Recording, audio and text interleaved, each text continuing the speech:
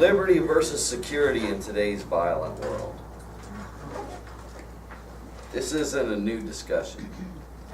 This is a discussion that's been had since we created this country.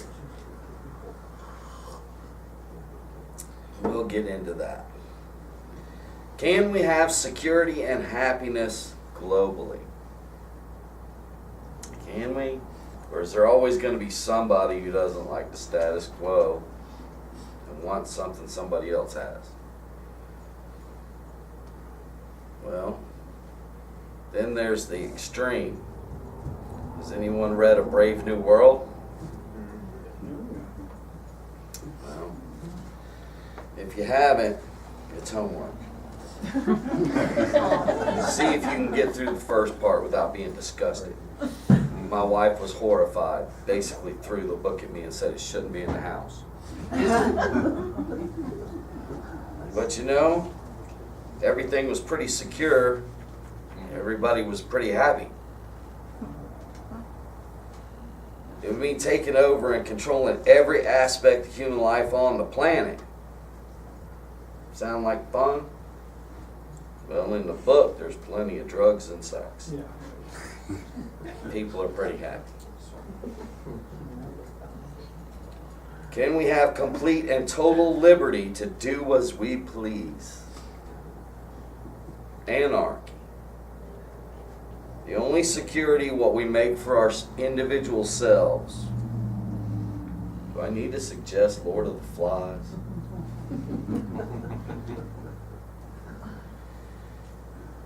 Okay. Somewhere in the middle is a balance. The United States of America has struggled to find since its inception. July 4th, 1776, the Declaration of Independence. The Constitution wasn't ratified until 1790. It took a lot of talk and a lot of compromise, and this was one of the biggest issues. The Bill of Rights was a year later, ratified in December 1791. It's another year and a half it took to give us the first 10 amendments and our civil liberties and due process of law. Then, 14 years later, 7 years after that, with the threat of war with France looming, President Adams pushed through the Alien and Sedition Act of 1798, making it treason to criticize the government in any fashion. That's 7 years. Freedom didn't last real long.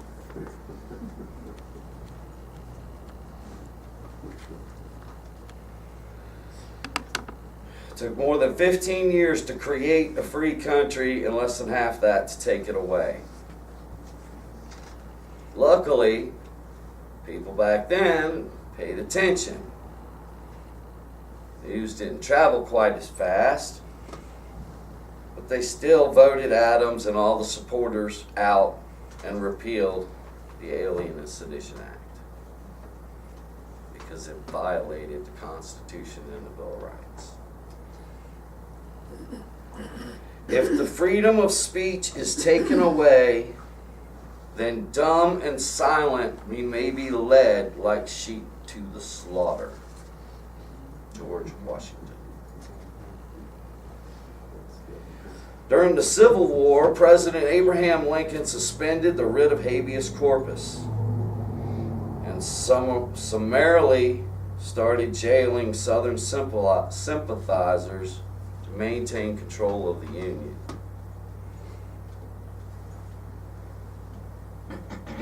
I believe there are more instances of abridgment of freedom of the people by gradual and silent encroachment by those in power than by violent and sudden usurpations. James Madison. They foresaw almost all of this. Then, after World War I, the Justice Department under Wilson deported hundreds of people during the first Red Scare.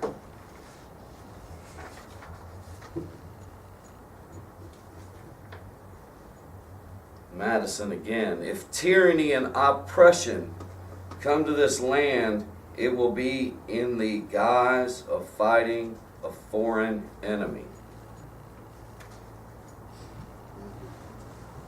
President Roosevelt signed an executive order in February of 42, and over 127,000 United States citizens were imprisoned. Their crime being of Japanese ancestry. Even Japanese American veterans of World War I were imprisoned. All for the sake of security. George Washington. Government is not reason. It is not eloquent. It is force. Like fire, it is a dangerous servant and a fearful master.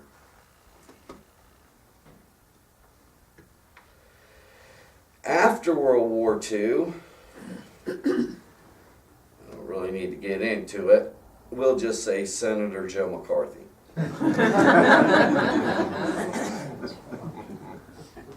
The communist scare played right through Korea and Vietnam.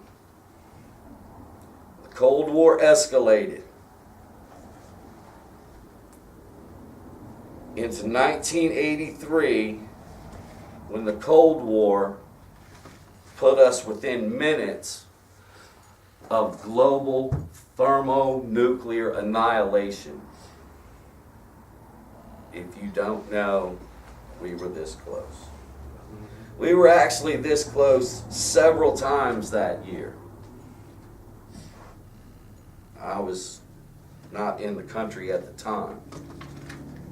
I saw quite a bit of what went on, and it's not pretty. And we've done a lot of things that we should never have done for the sake of security. We almost ruined the whole planet and ended humankind in an arms race. And some want to start it up again.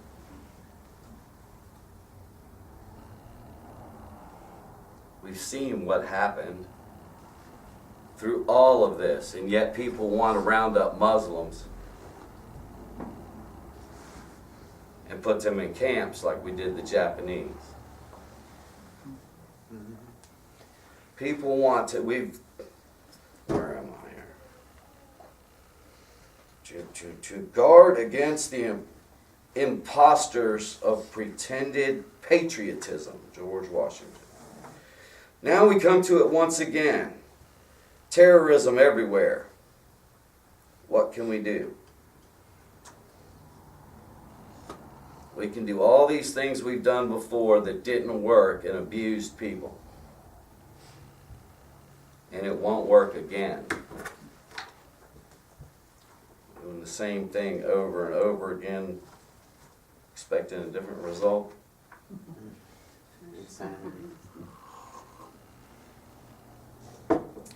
So first, maybe we should try to understand the enemy. To them, this isn't terrorism.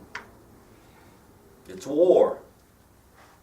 We bomb them, they bomb us. They bombed us, so we got to bomb them. And we bombed them, so they got to bomb us.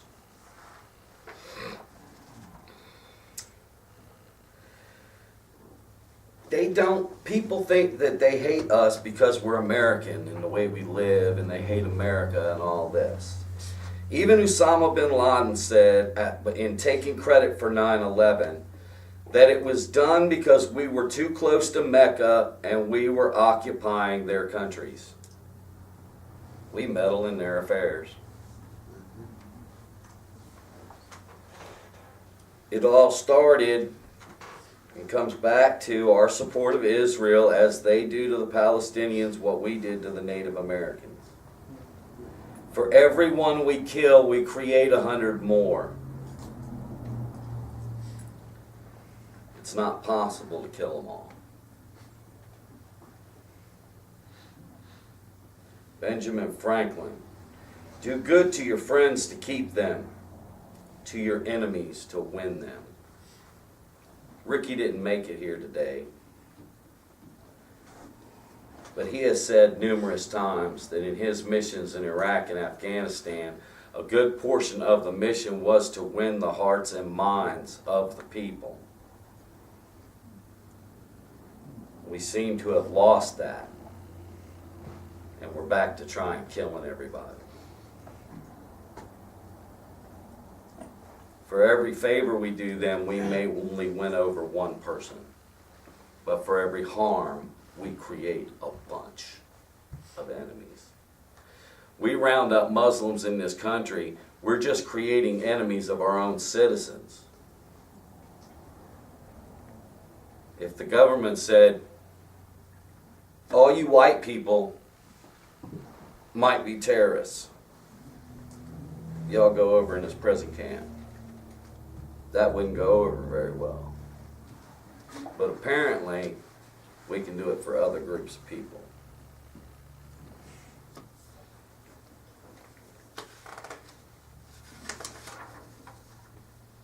Next, let's look at our government. Here's a couple of really nice quotes, 3 of them. James Madison, no nation could preserve its freedom in the middle of continual warfare. Then the big Federalist, Alexander Hamilton. Safety from external danger is the most powerful director of national conduct. Even the ardent love of liberty will after time give way to its dictates. The violent destruction of life and property incident to war, the continual effort and alarm attendant on a state of continual danger will compel nations most attached to liberty to resort for repose and security to institutions which have a tendency to destroy their civil liberties and political rights. To be more safe, they at length become willing to run the risk of being less free. And then this one is from the peace-loving hippie liberal. Our government has kept us in a perpetual state of fear, kept us in a continuous stampede of patriotic fervor, with the cry of grave national emergency. Always there has been some terrible evil at home or some monstrous foreign power that was going to gobble us up if we did not blindly rally behind it by furnishing the exorbitant funds demanded. Yet in retrospect, those disasters seem never to have happened, seem never to have been quite real.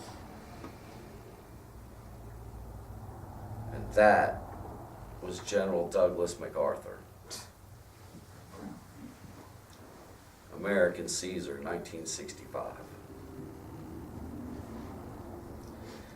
Okay, so now we have to throw 1984 into our book reviews. And remember Public Enemy number 1.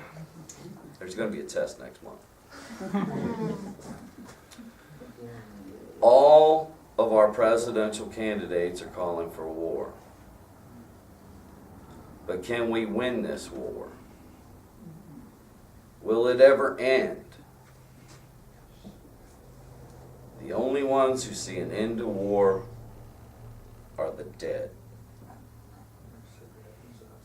Sorry to be such a downer today. Maybe we'll get to something better here in a little bit. The Patriot Act and its successors have legally taken away our civil liberties, if you don't know.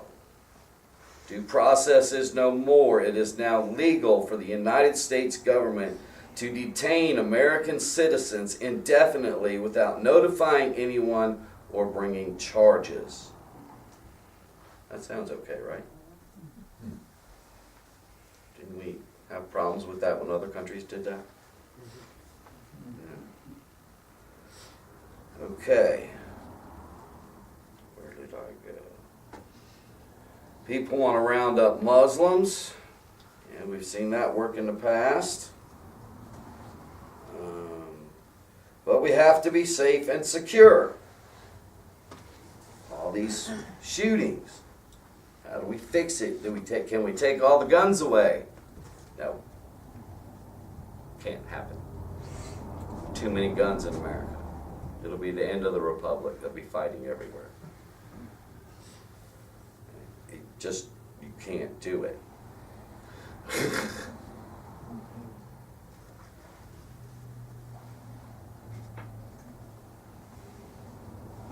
It will be found an unjust and unwise jealousy to deprive a man of his natural liberty upon the supposition that he may abuse it. Every liberty we curtail of these people in our country is a liberty we curtail of ourselves. Every power we give the government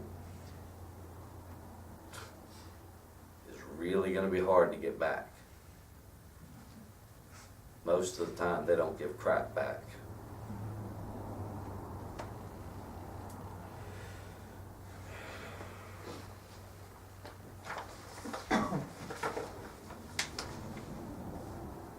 Liberty may be endangered by abuse of liberty, but also by the abuse of power.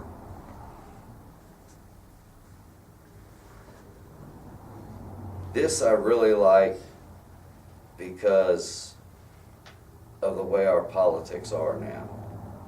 Alexis de Tocqueville. The American Republic will endure until politicians realize they can bribe the people with their own money.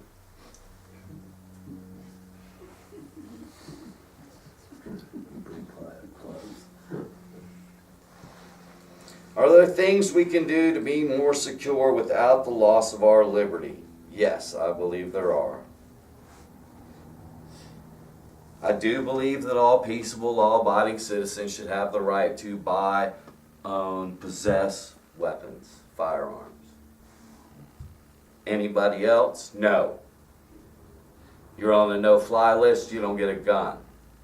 You're not an American citizen, you don't get a gun. You've been institutionalized for being a danger to yourself or others, you don't get a gun. These aren't stomping on the Second Amendment, which is the only one we seem to leave alone. I don't understand how it doesn't make sense.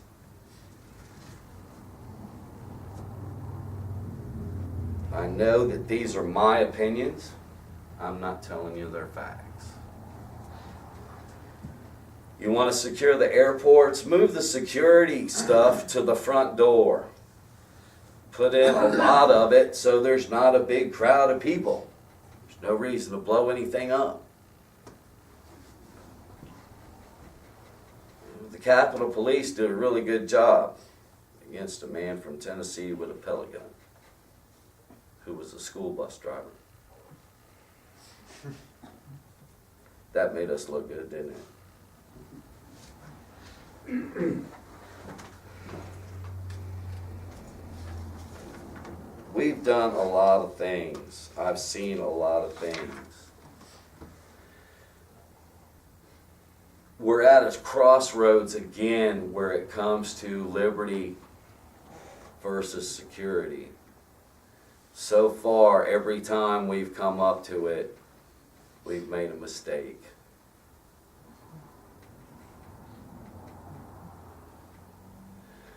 And yes, it allows for enemies inside the country that are American citizens to abuse liberty and to do what they will. But I still say, in a choice between liberty and security, liberty has to win. There are a lot of things we can do to increase our security. If we pull everybody home and put the Navy and Coast Guard around our country, nobody's getting in. There are all kinds of options. Most of them, everybody seems to go to the extreme, so I'll do that.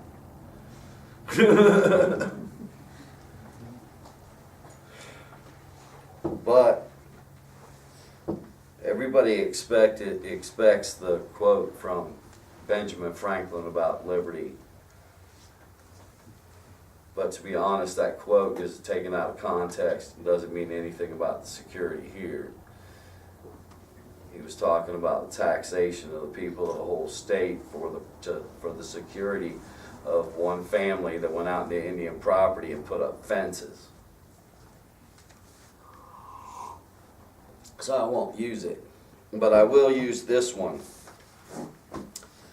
For having lived long, I have experienced many instances of being obliged by better information or fuller consideration to change opinions, even on important subjects which I once thought right, but found to be otherwise. It's true in my life, and I'm hoping it's true for the whole country, and we can look at what we've done and not do it again. This is not a new debate for Americans. Each time there's reason to be afraid. Each time we chose security and we're wrong.